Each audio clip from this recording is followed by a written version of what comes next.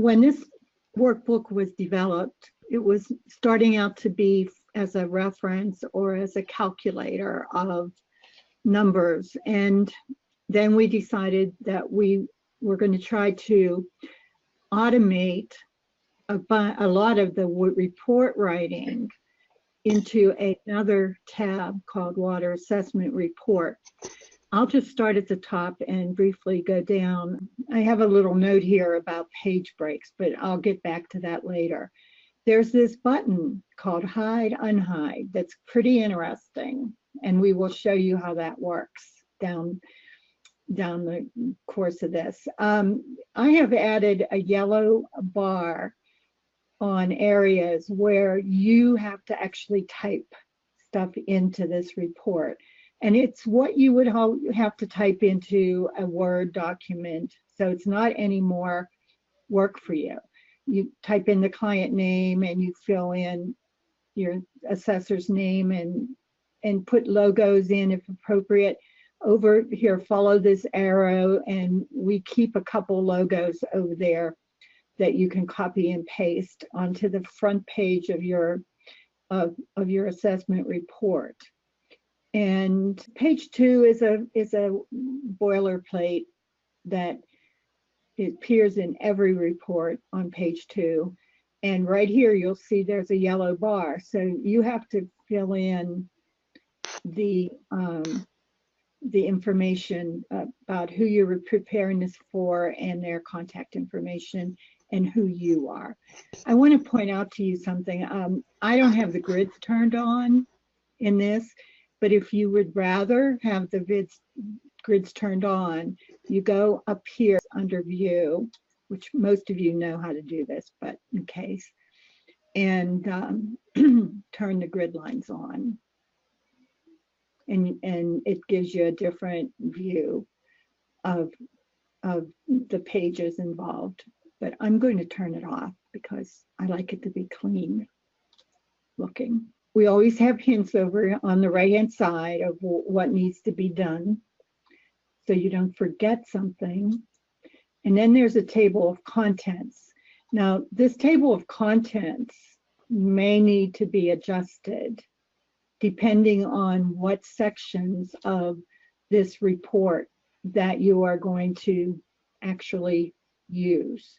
So this is your last stop before you turn it into a PDF, is to see if all of this is part of your report. If it isn't, delete out the rows. That's allowed. And then we start the report. The first part is the executive summary. And you'll notice I have typed in here, edit or delete sample text. This report, Terry has actually put in text. So, but in the master, when you download it and use it, there will be some sample text in there with ideas of what to type in this paragraph. So if you leave that sample text in, it's going to be part of your report. So if you're not going to use a block of text like this is, erase what's in it. You don't need to delete the lines. You just need to delete the sample text that's in there. Now, if you're going to put stuff in this block, you'll overwrite the text that's already in there. But these little reminders are there for a reason in those harsh colors so that you remember that this could be sample text that you don't want the client to see. Now you'll notice some of these tables and graphs have you seen before on either the utility history tab or the water use tab. And these flow into the report automatically. So your report's generated for you with all of this nice stuff. You don't have to do anything. This actually pulls in, and you'll notice the blank lines are there also, but don't worry about that at this point. Terry's recommendations from the tab flow into this table. And then there's a section here for additional recommendations and discussion. Again, there's sample text that you'll see in the master. Remove that and leave it blank if you're not going to type anything in this area. Now, I guess I could segue and say that in column CM, way off of the page, are formulas and codes for each line that's in this report. And those formulas work with that hide, unhide button. And if you go ahead and insert a line and not do it the way I want you to do it, it will be hidden. So it's better if you need more room, you can spread that cell and it'll give you more room. So it's adjustable for your needs. You'll find that you don't really have to insert lines. One thing I want to say is, though, when you type into a block, this is a merged block, always leave a little white space at the bottom, because when you save this page as a PDF that we're going to give to the client, sometimes if that line is right at the bottom of your text, it cuts off just a sliver of it. And so if you leave a little white space, that's a good idea.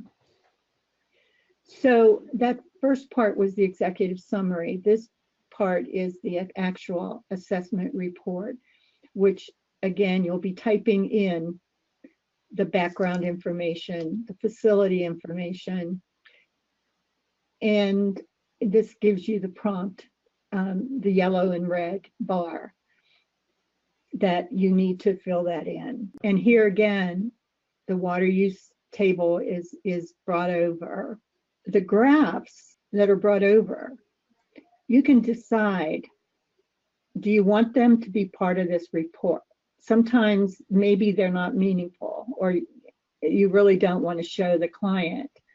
So go to this where it says keep, and there's a drop down menu. If you choose hide, when we do the hide formatting layer, this chart will no longer be a part of the report. So it's very important that you go through all these options. The default is keep. So if you forget, the chart's going to be in there. This needed to be typed in, this needed to be typed in. And this appears again, because the top one was in the executive summary. This one is part of the actual assessment report. The point I want to make is that the same information you would have to type in a Word document is going to be typed into this. It's not asking you to do more, but you are getting a whole lot of information automatically in the report. If you don't like Excel and you don't want to try this, then what you'll need to do is copy and paste out of the workbook into your Word document. That adds a lot of work. So I'm going to recommend that you give this a try, even though it's a little bit, icky for you. Terry talked about how each of these tables, if he had typed anything in the workbook, it would have been brought over here. You notice I don't have a yellow bar there, so no need to type in there. Here's where he typed some information, and this came over from the tab. So you only type it in one place, and it automatically populates the report. And don't worry about all the ones that are blank, because they will disappear automatically. Again, all these blocks over to the right just are repetitious, but they remind you of what needs to be typed and what doesn't need to be typed. Here's an example of it's cutting off here. So Terry, can you spread that row a little bit? These are the things you have to look for. So all of this you saw on the water use tab. It should look familiar to you. And we have this section here for you to add information about drought management, energy savings. If there's text if you do type into here, it will be a part of your report. If you don't type anything and it's blank, it will be not a part of the report. And then it carries over the utility history. Now here's another thing that you've seen on the water use tab. You can choose to keep or hide this. Terry, what do you think? This is mostly a keep rather than a hide? It just depends. If you want to show the client the details of those estimates, I think you could save this, and I think it takes out the zeros in it, or maybe it doesn't. If it doesn't, it'll be.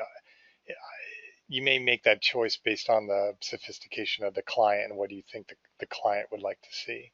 But this is the bar that tells you that you can keep or hide this.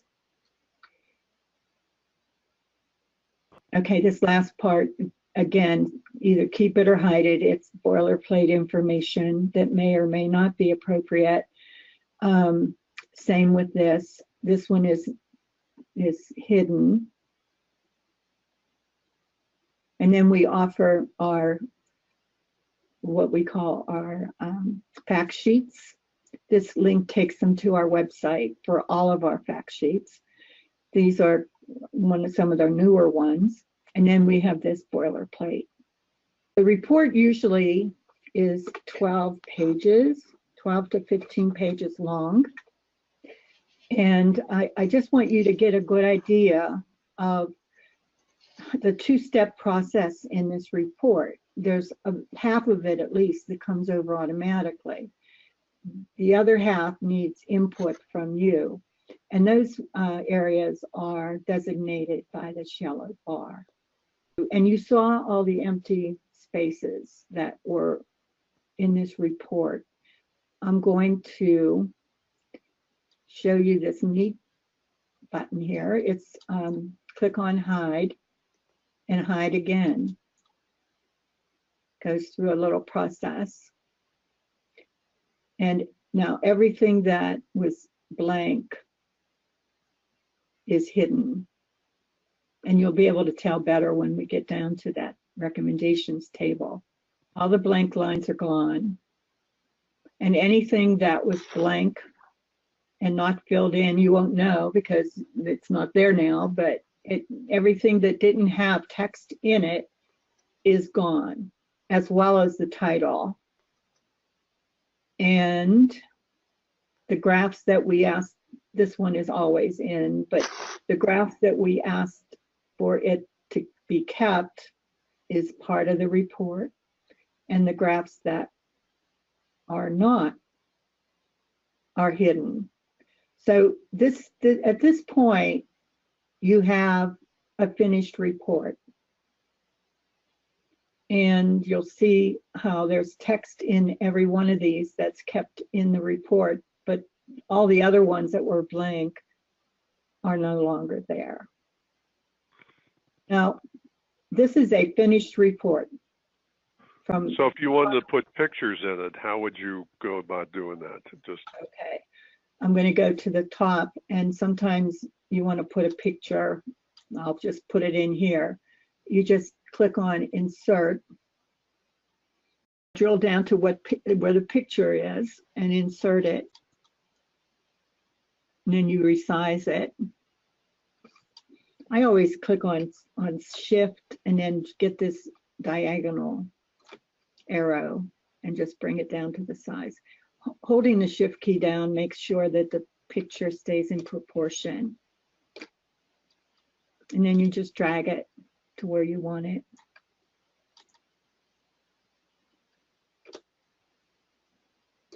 And you can do that in the section below where we give you space for optional information. but that's as easy as it gets. Now, I'm going to stop here and ask if you have any questions. Have I convinced you to at least try it? I had a quick question about the table of contents. Okay. Does it automatically update for things that you keep and No. or leave in? No. Okay. No.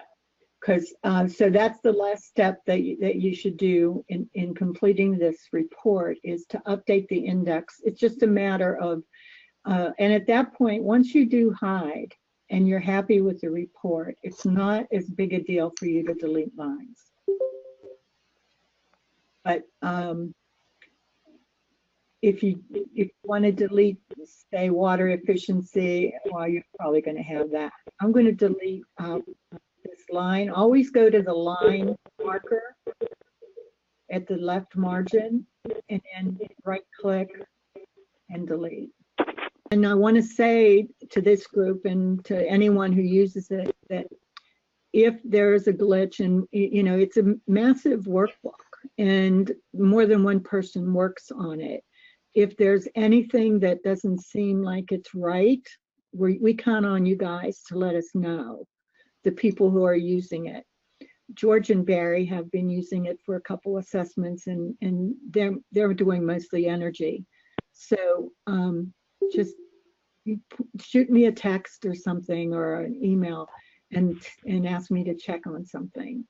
And I'm going to offer you something. If you do this and get to this report, if you're a little uncomfortable with the finalization that I'm going to go into next, just ask me for a little help and I'll walk through it with you. And once you do it, it's going to be, you know, very simple, actually. I'm going to put my secretary hat on right now. We want to end up with a report that looks professional. If you use the workbook report tab, it's all formatted properly. The text is all Calibri, the same size, all formatted from beginning to end. When you start bringing information in from other sources, it's important that that matches what we have already put in here. You need to check the spelling. I know it's a pain to do a spell check because of all the abbreviations and so forth, but we really want it to be proofread carefully and spell checked.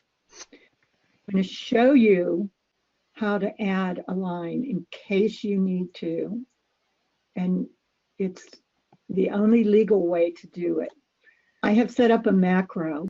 Say I need to add a row right here. What you need to do is click on that bar. Don't just click on the cell, but the whole row, and press Control R, and you see a row's added.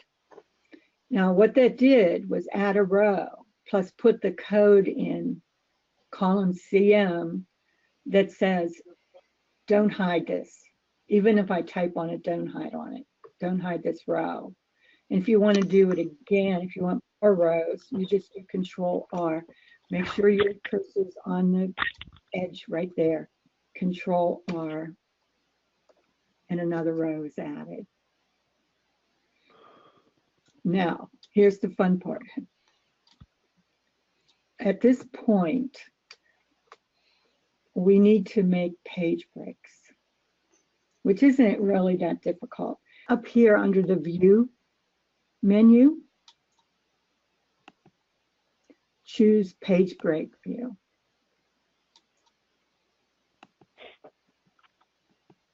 And what this does, it puts in page breaks, but they may not be exactly where you want a page to break. So you want the cover page to be on its own. You want the disclaimer page to be on its own. Table of contents. And it tells you what page number.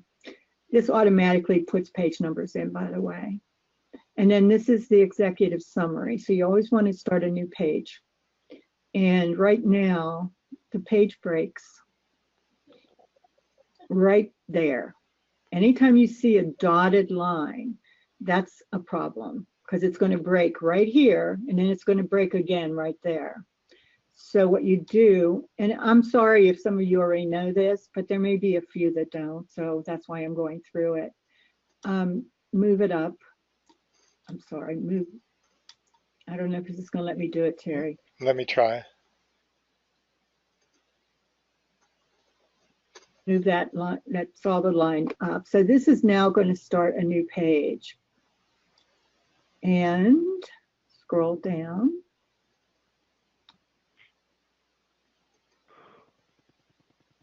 That seems to be okay. That's going to end there, and we're going to start a new page. Executive summary ends right here, and this page, starting with background, is the report body. And if you find that you have spaces here that there's just too much white space, you can squeeze those together so you can manually make it less white space. And this one is going to break right here. Let's move it up a couple cells, Terry. There you go. There's a line right here, and that's not where we want it to break. So Terry, will you move that up a bit? Yeah, so if it's down below, you're going to have to move it up and then decide how you want to paginate afterwards. Yeah, just go through it, and if you see a dotted line, try to get it to be a solid line, either by moving the line up or down. And then once you have finished that part of it, then you do File, Save As, and right here you change it from an Excel workbook to a PDF right here. And save. Now on my computer, it automatically opens it. I'm not sure if Terry's is set up that way. Mm-hmm. There it is. This is what the client sees. Terry, do you want to pull up the report, the actual one that was finished? He can ask a quick question. This is Kent Wiggins. Sure. Mm-hmm. When do we convert it to a PDF? Because, you know, we would send it and have Terry or somebody take a look at it and make sure, you know, it's everything, you know, is appropriate, I guess. So it would be after that process, of course, right? Well, that's a question Russ and Terry can answer. When I proofread, I would rather have the workbook because I can just go ahead and make the edits. Yeah. Russ, I think you like to have the PDF, right? Yeah, I like to see the finished report when I review it. And so that is usually the PDF is sent to me and I make comments or whatever and send it back to them, to the assessor. And Tom, what do you like? I tend to print it out and then go from there, but Oh, he likes the hard PDF would be fine. Did that answer your question? Yeah, it does. All right. And just a note on that, when you're working on that final report, you can hide and unhide that. You can go back and forth. So it's not like once you press hide or print a PDF, you can't go back and work on things again. I mean, if you make changes, you'll have to create a new PDF, but you can definitely unhide things. You can go back in and make changes to the individual analysis tabs and add some things or change your numbers. But then you will need to go back through the step that Dee just talked about where you make sure the pagination's right, and then you save to a PDF again. When you open the workbook, especially if you open it for the first time, you may see some yellow bars across the top asking you whether you should enable content. And sometimes there's a warning about macros. This this workbook does contain both macros and other content. So you always want to say yes. If you say no, some of the macros that we have here won't work. Okay, Terry, I'm going to go over to the report one more time. Okay, do you want to look at the one we were just working on? No, this is fine. I just want to point out something down here. The graphs that have a keep and hide choice to them, there's an orange bar right next to that area. Okay. Here's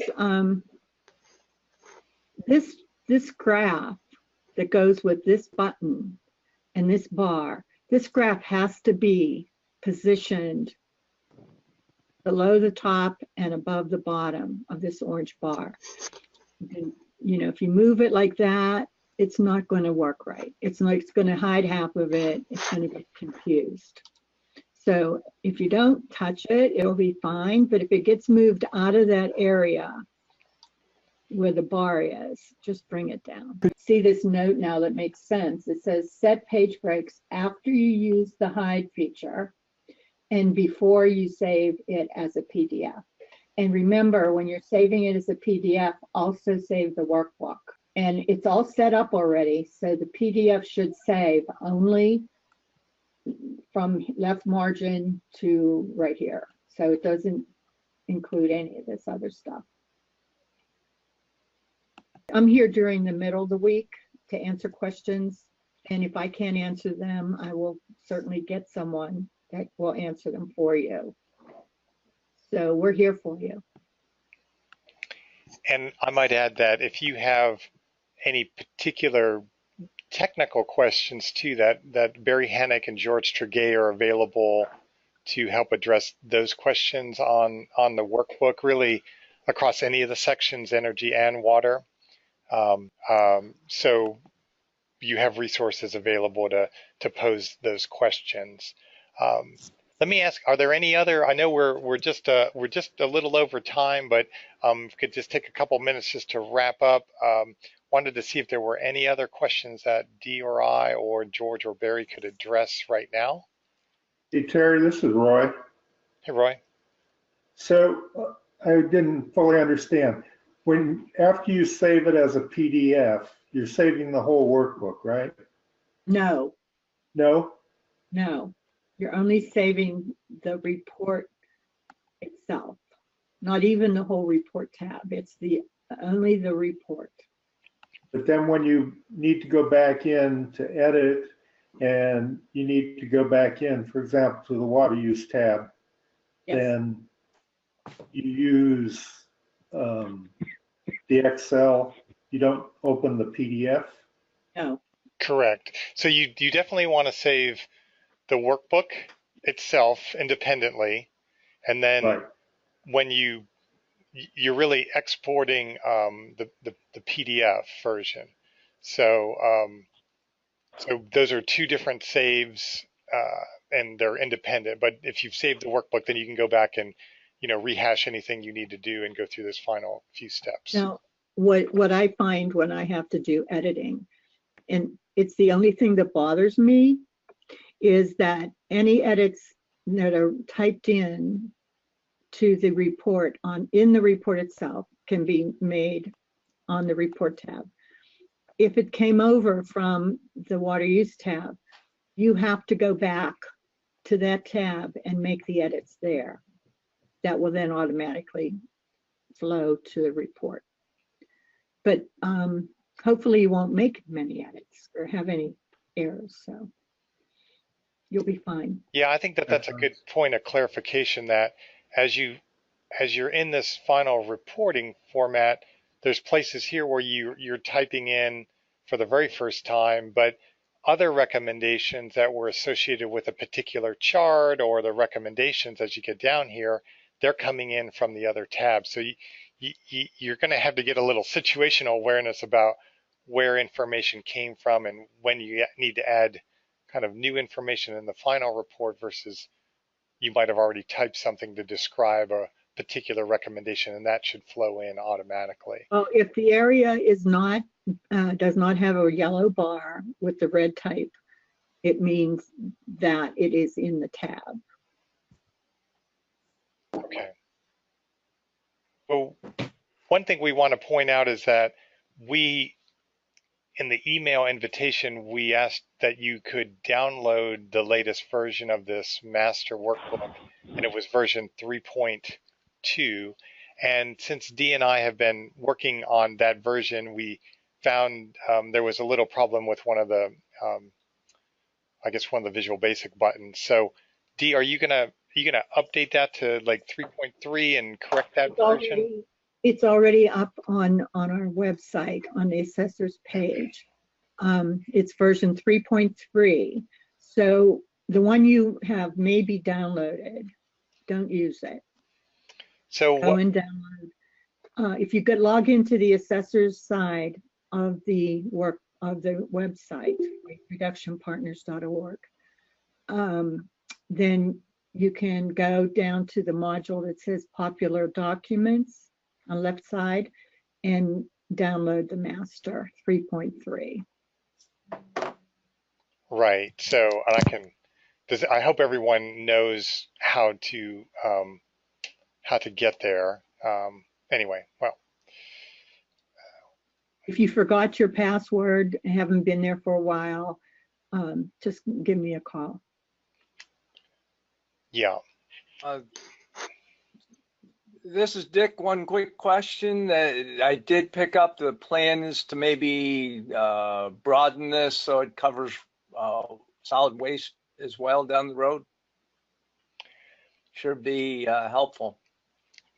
Yes, there is some skeletal information on the solid waste tab right now that you could actually use, and it may not all roll up into the report, into the final report exactly the way you'd want.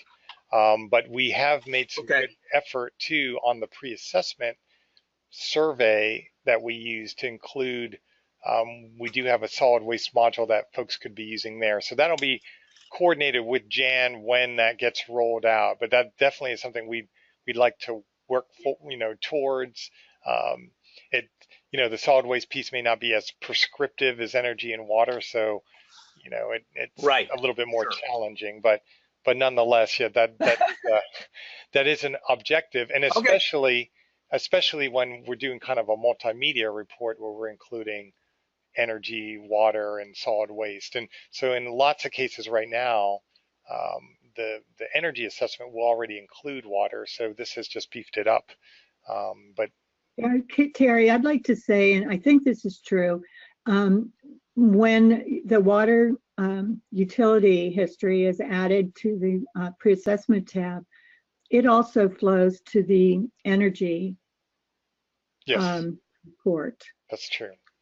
So even if we're not using the energy report, it's still, it goes there. This is where this happens, yeah. If Okay. it were inputted from an energy report.